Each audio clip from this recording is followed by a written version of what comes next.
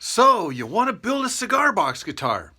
Well, welcome to part 4 of the Cigar Box Guitar Builder's Masterclass. In this video, we are going to pick up where we left off.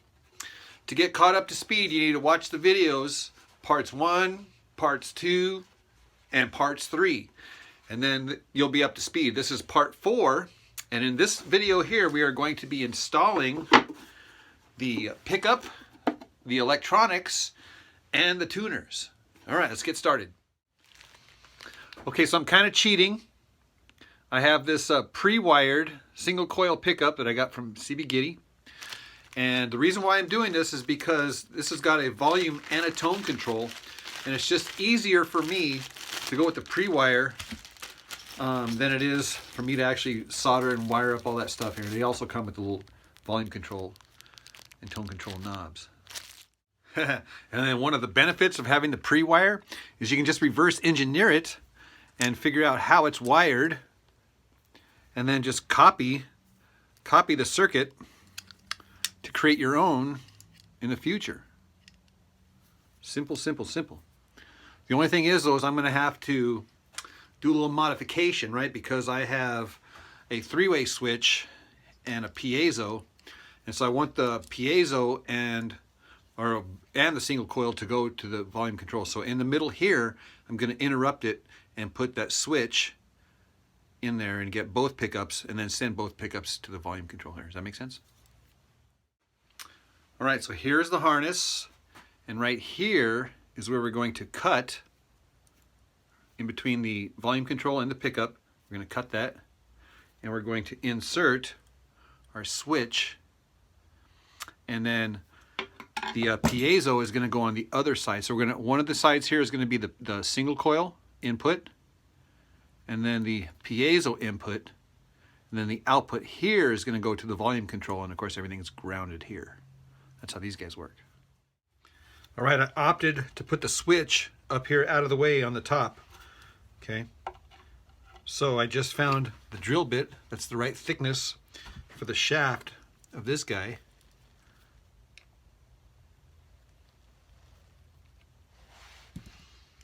And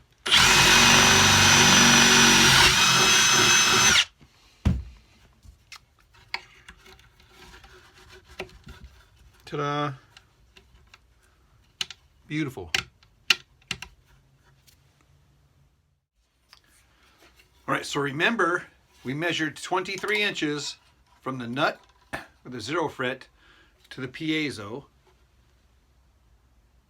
we're going to do the same thing, but with the top on, so I know exactly where the saddle needs to go. So I'm just going to mark it 23 inches. That way I know where the hinge is going to go. And one thing I wanted to point out, notice how that paper on the box matches perfectly. Of course, you won't see it because it's inside the box, unfortunately. But isn't that crazy? Oh my gosh, I love it when that happens. Oh, and see this little hole right here? So that little hole corresponds to the screw that goes through it. The hole was drilled, and then, I don't know if you can see it, but you can actually see just the tip of that screw in that hole. So it worked out exactly perfectly. I love it when that happens. All right, we are just playing around with the layout, and I'm debating to go with the black corners or the gold corners. I'm kind of liking the black because it's kind of nice and subtle, and I think it'll match the black pickup here. Also the Purple Heart saddle to match the Purple Heart neck. But most importantly here is the position, well, obviously the position of the saddle, but also the position of the hinge. And I drilled out these holes here. Now these holes where it's drilled out on the inside here, that's where I'm going to insert my ground wire. So one of these screws here, I'm going to put the wire from the ground right to here. All right, trust me when I say you do not want grounding issues. Uncontrollable static and hum and stuff like that. So I opt for using braided wire for my ground, because there's a lot more wires and the potential or possibility of having a short is reduced if you have a whole bunch of wires. Anyhow, so I just ground it to the ground side of this jack, and then the other side goes to the screw on the hinge. Sometimes your box is so thick that the tone control knobs and the volume control knobs, the threads aren't exposed when they go through the hole. Right, there are no threads. So what I end up having to do is get one of these guys, and then on the inside, right, kind of make the wood right there a little bit thinner, so that the threads are exposed and you can get a screw on that thing. All right, this is a very important section, so I need you to pay attention, and then there's going to be a test at the end to check your powers of observation. All right, so right off the bat, we are plugged into the Roland microcube, and everything has been soldered, everything's grounded. The switch sends the signals from both of these guys to the volume control, to the tone control, and then back. It's been verified. I'll show you what I'm saying. So, so right now we're in the middle position. Oh, volume. Even the volume works, yay. Okay, so piezo works fine. And oh, and that's the middle also, this one. Single coil. The bottom is just a single coil and no piezo. And then the top is just piezo and no single coil. So everything works. Okay, so now there is a couple of things that are really blaringly wrong with this thing here, and it's your powers of observation. I'm going to take and let you see this thing close up so you can tell me what's wrong with it. So technically, as it stands right now, there's two things that are wrong with this situation, this scenario. And I'll give you a hint. It's not that it's just a mess, and it's not that it just needs to be cleaned up or tidied up. That's not it. The other hint is when I saw what I did wrong, I was like, oh, that was dumb. So I will post the answer in the video description on March 1st. And when I tell you, you're going to be like, oh, yep, I see it. All right, so this is a test of your powers of observation. What is wrong with this picture? All right, I fixed the problem. I'll show you the close-up.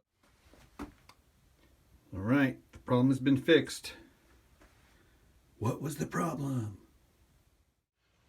All right, I am just about ready to button this thing up. I want to verify that this hinge bridge is grounded.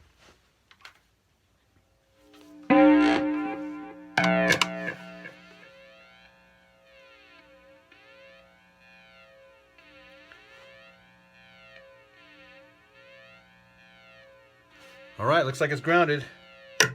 Piezo.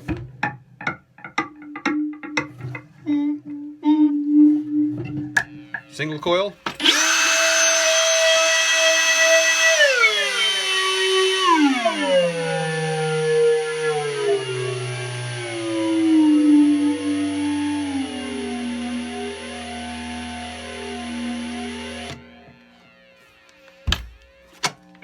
All right. It's even learning how to do some tricks. Watch, it can sit. Sit! Sit! That's pretty cool. Stay! Quiet! So I'm opting for these black corners on this one here. I mean, these corners are pretty ratty. I could glue them down or whatever if I wanted to, but I think these corners actually work pretty good. So anyhow, here is another trick. Now, so the inside of these corners here are rounded. It's kind of hard to tell. They're not perfectly square. The tips are rounded. And when you put them on these square tips, they kind of rock back and forth. They don't seat right, and it's because it's a rounded tip on the inside of here. So what I do is I get the Shinto and I just take the corner off. Just subtly, maybe just about 1/8 of an inch. And then this thing just seats on there like nice and snug. No more rocking back and forth. All right, it's time to build the saddle. So we're going to set up the height of the string action. So what we do is I get a ruler and I set the ruler here on the edge of the frets. It's suspended on this side so that there's a gap right here underneath the ruler. This is where the saddle's going to go. And actually you can see the back angle there. And then I just get various thicknesses of saddle material and then I just lay them out. This one's got a nice little logo. And then I make a determination as to which one is the right height. Some people like high action if they're going to play slide. Some people like low action if they want to fret, play chords and stuff like that. Me personally, I like about 3/16 of an inch right here at the heel.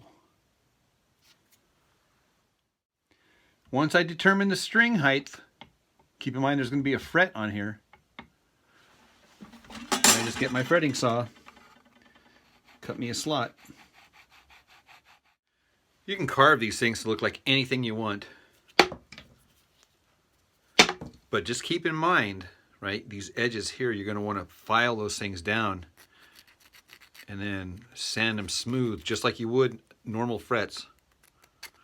And actually, this is probably even more important because you'll be palm muting here, right here on that thing, and you'll feel it. If it's sticking out, you'll feel it. So take the time here to make sure that these little fret ends get super polished. Next, we're going to do the tuners. There's many different styles of tuners. These kind here have the adjustable